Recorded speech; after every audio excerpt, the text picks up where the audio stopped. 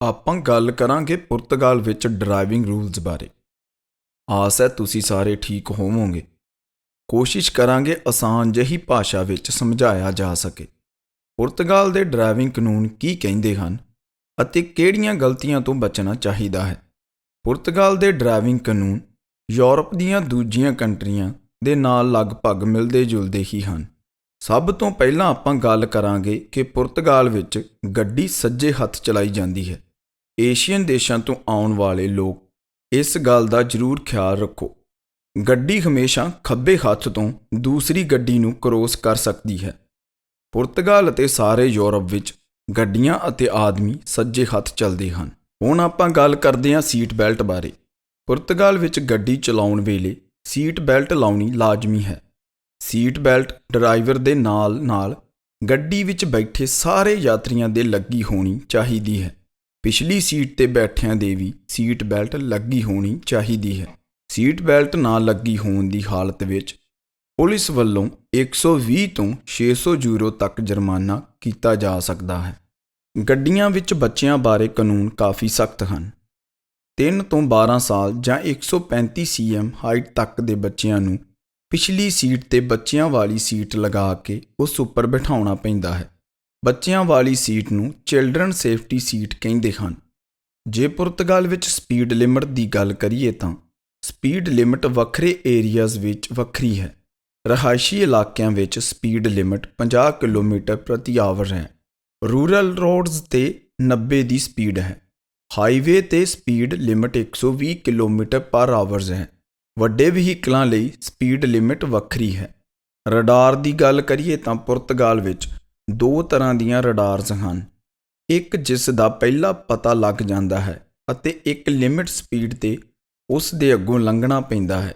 ਦੂਸਰੀ ਰਡਾਰ ਹੈ ਜੋ ਇੱਕ ਥਾਂ ਤੋਂ ਦੂਸਰੀ ਥਾਂ ਦਾ ਸਮਾਂ ਨੋਟ ਕਰਦੀ ਹੈ ਅਤੇ ਪਤਾ ਲਗਾਉਂਦੀ ਹੈ ਕਿ ਤੁਹਾਡੀ ਗੱਡੀ ਕਿੰਨੀ ਸਪੀਡ ਤੇ ਆਈ ਹੈ। ਓਵਰ ਸਪੀਡ ਦਾ ਜੁਰਮਾਨਾ ਪੁਰਤਗਾਲ ਵਿੱਚ 60 ਯੂਰੋ ਤੋਂ 2500 ਯੂਰੋ ਤੱਕ ਹੋ ਸਕਦਾ ਹੈ। Round about. ਪੁਰਤਗਾਲ ਵਿੱਚ ਰਾਉਂਡ ਅਬਾਊਟ ਦਾ ਕਾਨੂੰਨ ਥੋੜ੍ਹਾ ਜਿਹਾ ਵੱਖਰਾ ਹੈ। ਇਸ ਨੂੰ 2013 ਵਿੱਚ ਬਦਲਿਆ ਗਿਆ ਹੈ। ਪਹਿਲੇ ਤੁਸੀਂ ਹਰੇਕ ਰਾਉਂਡ ਅਬਾਊਟ 'ਤੇ ਬਾਹਰ ਵਾਲੀ ਲਾਈਨ ਤੋਂ ਬਾਹਰ ਨਿਕਲ ਸਕਦੇ ਸੀ, ਪਰ ਹੁਣ ਤੁਹਾਨੂੰ ਪਹਿਲਾਂ ਅੰਦਰ ਵਾਲੀ ਲਾਈਨ ਵਿੱਚ ਜਾਣਾ ਪੈਂਦਾ ਹੈ। ਰਾਉਂਡ ਅਬਾਊਟ ਵਿੱਚ ਹਮੇਸ਼ਾ ਸੱਜੇ ਪਾਸੇ ਬਾਹਰ ਨਿਕਲੋ। ਜੋ ਪਹਿਲਾਂ ਐਂਟਰ ਹੋਵੇਗਾ ਉਸ ਦੀ ਪਹਿਲ ਹੈ। ਜੇਕਰ ਰਾਉਂਡ ਅਬਾਊਟ ਇੱਕ ਰਸਤੇ ਤੋਂ ਜ਼ਿਆਦਾ ਰਸਤੇ ਬਾਹਰ ਜਾਣ ਵਾਲਾ ਹੈ ਤਾਂ ਹਮੇਸ਼ਾ ਅੰਦਰ ਵਾਲੀ ਲਾਈਨ ਵਿੱਚ ਐਂਟਰ ਹੋਵੋ ਅਤੇ ਤੁਹਾਡੇ ਬਾਹਰ ਆਉਣ ਵਾਲੇ ਰਸਤੇ ਤੋਂ ਪਹਿਲਾਂ ਸੱਜੇ ਪਾਸੇ ਹੋ ਕੇ ਬਾਹਰ ਨਿਕਲੋ। ਇਸ ਗੱਲ ਦਾ ਖਾਸ ਕਰਕੇ ਖਿਆਲ ਰੱਖੋ ਕਿਉਂਕਿ ਹਮੇਸ਼ਾ ਉੱਥੇ ਪੁਲਿਸ ਦਾ ਕੰਟਰੋਲ ਹੁੰਦਾ ਹੈ। ਕਾਨੂੰਨ ਤੋੜਨ ਤੇ ਜੁਰਮਾਨਾ 60 ਯੂਰੋ ਤੋਂ 300 ਯੂਰੋ ਤੱਕ ਹੋ ਸਕਦਾ ਹੈ। ਸੇਫਟੀ ਇਕੁਇਪਮੈਂਟ ਦੀ ਗੱਲ ਕਰੀਏ ਤਾਂ ਗੱਡੀ ਵਿੱਚ ਸੇਫਟੀ ਜੈਕਟ ਹੋਣੀ ਚਾਹੀਦੀ ਹੈ। ਜਦੋਂ ਵੀ ਗੱਡੀ ਖਰਾਬ ਹੋਵੇ ਹਮੇਸ਼ਾ ਸੇਫਟੀ ਜੈਕਟ ਪਾ ਕੇ ਹੀ ਬਾਹਰ ਨਿਕਲੋ। ਇਹ ਪੁਰਤਗਾਲ ਵਿੱਚ ਲਾਜ਼ਮੀ ਹੈ। ਨੰਬਰ 2, ਗੱਡੀ ਵਿੱਚ ਵਾਰਨਿੰਗ ਤ੍ਰਿਐਂਗਲ ਹੋਣਾ ਚਾਹੀਦਾ ਹੈ। ਗੱਡੀ ਖਰਾਬ ਹੋਣ 'ਤੇ ਤ੍ਰਿਐਂਗਲ ਨੂੰ ਗੱਡੀ ਤੋਂ 30 ਮੀਟਰ ਦੀ ਦੂਰੀ 'ਤੇ ਲਗਾਓ। ਜੇਕਰ ਗੱਡੀ ਕਿਸੇ ਮੋੜ 'ਤੇ ਖਰਾਬ ਹੋਵੇ ਤਾਂ ਇਸ ਨੂੰ 100 ਮੀਟਰ ਦੀ ਦੂਰੀ 'ਤੇ ਲਗਾਓ। ਗੱਡੀ ਵਿੱਚ ਇਹ ਦੋਵੇਂ ਚੀਜ਼ਾਂ ਹੋਣੀਆਂ ਲਾਜ਼ਮੀ ਹਨ। ਗੱਡੀ ਵਿੱਚ ਇਹ ਦੋਵੇਂ ਚੀਜ਼ਾਂ ਨਾ ਹੋਣ ਦੇ ਹਾਲਾਤ ਵਿੱਚ 60 ਯੂਰੋ ਤੋਂ 300 ਯੂਰੋ ਤੱਕ ਦਾ ਜੁਰਮਾਨਾ ਹੋ ਸਕਦਾ ਹੈ। ਸ਼ਰਾਬ ਦੀ ਗੱਲ ਕਰੀਏ ਤਾਂ ਪੁਰਤਗਾਲ ਵਿੱਚ ਜੇਕਰ ਤੁਸੀਂ ਸ਼ਰਾਬ ਪੀ ਕੇ ਗੱਡੀ ਚਲਾਉਂਦੇ ਹੋ ਤਾਂ ਤੁਹਾਡੇ ਖੂਨ ਵਿੱਚ ਅਲਕੋਹਲ ਦੀ ਮਾਤਰਾ ਸਿਰਫ 0.5 ਗ੍ਰਾਮ ਪ੍ਰਤੀ ਲੀਟਰ ਤੋਂ ਜ਼ਿਆਦਾ ਨਹੀਂ ਹੋਣੀ ਚਾਹੀਦੀ। ਜੇਕਰ ਖੂਨ ਵਿੱਚ ਅਲਕੋਹਲ ਦੀ ਮਾਤਰਾ 0.5 ਗ੍ਰਾਮ ਪ੍ਰਤੀ ਲੀਟਰ ਤੋਂ ਜ਼ਿਆਦਾ ਹੁੰਦੀ ਹੈ ਤਾਂ ਤੁਹਾਨੂੰ 250 ਤੋਂ 1250 ਯੂਰੋ ਤੱਕ ਦਾ ਜੁਰਮਾਨਾ ਹੋ ਸਕਦਾ ਹੈ। ਡਰਾਈਵਿੰਗ ਲਾਇਸੈਂਸ ਵੀ ਜ਼ਬਤ ਕੀਤਾ ਜਾ ਸਕਦਾ ਹੈ। ਪੁਰਤਗਾਲ ਪੁਲਿਸ ਕੋਲ ਪੂਰਾ ਅਧਿਕਾਰ ਹੈ ਕਿ ਉਹ ਕਿਤੇ ਵੀ ਤੁਹਾਡੀ ਗੱਡੀ ਰੁਕਵਾ ਕੇ ਅਲਕੋਹਲ ਦੀ ਮਾਤਰਾ ਟੈਸਟ ਕਰ ਸਕਦੇ ਹਨ। ਪੁਰਤਗਾਲ ਵਿੱਚ ਤੁਸੀਂ ਡਰਾਈਵਿੰਗ ਦੌਰਾਨ ਫੋਨ ਦੀ ਵਰਤੋਂ ਨਹੀਂ ਕਰ ਸਕਦੇ। ਤੁਸੀਂ ਡਰਾਈਵਿੰਗ ਦੌਰਾਨ ਈਅਰਫੋਨ ਦੀ ਵਰਤੋਂ ਵੀ ਨਹੀਂ ਕਰ ਸਕਦੇ। ਗੱਡੀ ਚਲਾਉਂਦੇ ਸਮੇਂ ਤੁਸੀਂ ਸਿਰਫ ਫੋਨ ਨੂੰ ਸਪੀਕਰ 'ਤੇ ਲਗਾ ਕੇ ਹੀ ਫੋਨ ਦੀ ਵਰਤੋਂ ਕਰ ਸਕਦੇ ਹੋ ਜਾਂ ਤੁਹਾਡੀ ਗੱਡੀ ਵਿੱਚ ਹੈਂਡਜ਼ ਫ੍ਰੀ ਸਿਸਟਮ ਲੱਗਾ ਹੋਣਾ ਚਾਹੀਦਾ ਹੈ। ਫੋਨ ਦੀ ਵਰਤੋਂ ਦਾ ਜੁਰਮਾਨਾ 120 ਤੋਂ 600 ਯੂਰੋ ਤੱਕ ਹੋ ਸਕਦਾ ਹੈ। ਪੁਰਤਗਾਲ ਵਿੱਚ ਰਡਾਰ ਡਿਟੈਕਟਰ ਡਿਵਾਈਸ ਦੀ ਵਰਤੋਂ ਵੀ ਇਲੀਗਲ ਹੈ। ਐਕਸੀਡੈਂਟ ਹੋਣ ਦੇ ਹਾਲਾਤ ਦੌਰਾਨ ਕੀ ਕੀਤਾ ਜਾਵੇ? ਜੇਕਰ ਤੁਹਾਡੀ ਗੱਡੀ ਦਾ ਪੁਰਤਗਾਲ ਵਿੱਚ ਐਕਸੀਡੈਂਟ ਹੋ ਜਾਂਦਾ ਹੈ ਤਾਂ 112 ਨੰਬਰ 'ਤੇ ਕਾਲ ਕਰਕੇ ਪੁਲਿਸ ਨੂੰ ਦੱਸੋ। ਪੁਲਿਸ ਆਉਣ ਤੱਕ ਉੱਥੇ ਹੀ ਉਡੀਕ ਕਰੋ ਅਤੇ ਸੇਫਟੀ ਜੈਕਟ ਪਾ ਕੇ ਹੀ ਗੱਡੀ ਵਿੱਚੋਂ ਬਾਹਰ ਨਿਕਲੋ।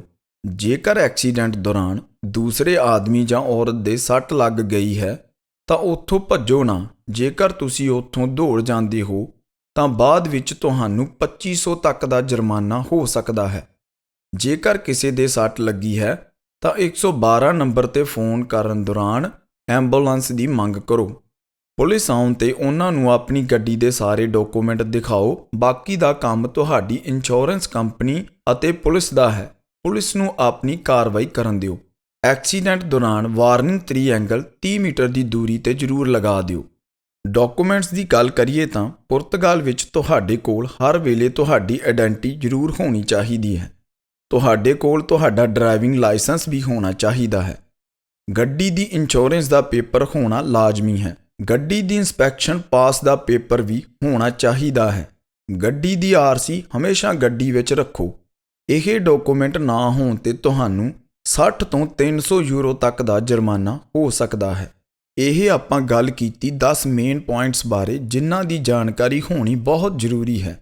ਹੁਣ ਕੁਝ ਹੋਰ ਗੱਲਾਂ ਹਨ ਜਿਨ੍ਹਾਂ ਦਾ ਧਿਆਨ ਰੱਖਣਾ ਚਾਹੀਦਾ ਹੈ। ਸਾਈਕਲ ਸਵਾਰਾਂ ਤੋਂ 1.5 ਮੀਟਰ ਦੀ ਦੂਰੀ ਤੋਂ ਆਪਣੀ ਗੱਡੀ ਨੂੰ ਕ੍ਰੋਸ ਕਰੋ। ਹਮੇਸ਼ਾ ਧਿਆਨ ਨਾਲ ਕ੍ਰੋਸ ਕਰੋ। ਜੇਕਰ ਤੁਸੀਂ ਬਿਨਾਂ ਪਾਰਕਿੰਗ ਵਾਲੀ ਜਗ੍ਹਾ 'ਤੇ ਗੱਡੀ ਪਾਰਕ ਕਰਦੇ ਹੋ ਤਾਂ ਤੁਹਾਨੂੰ 60 ਤੋਂ 300 ਯੂਰੋ ਤੱਕ ਜੁਰਮਾਨਾ ਹੋ ਸਕਦਾ ਹੈ। ਓਵਰਟੇਕਿੰਗ ਹਮੇਸ਼ਾ ਖੱਬੇ ਪਾਸਿਓਂ ਕਰੋ। ਸੱਜੇ ਪਾਸੇ ਤੋਂ ਓਵਰਟੇਕ ਕਰਨ 'ਤੇ ਤੁਹਾਨੂੰ 250 ਤੋਂ 1250 ਯੂਰੋ ਜੁਰਮਾਨਾ ਹੋ ਸਕਦਾ ਹੈ।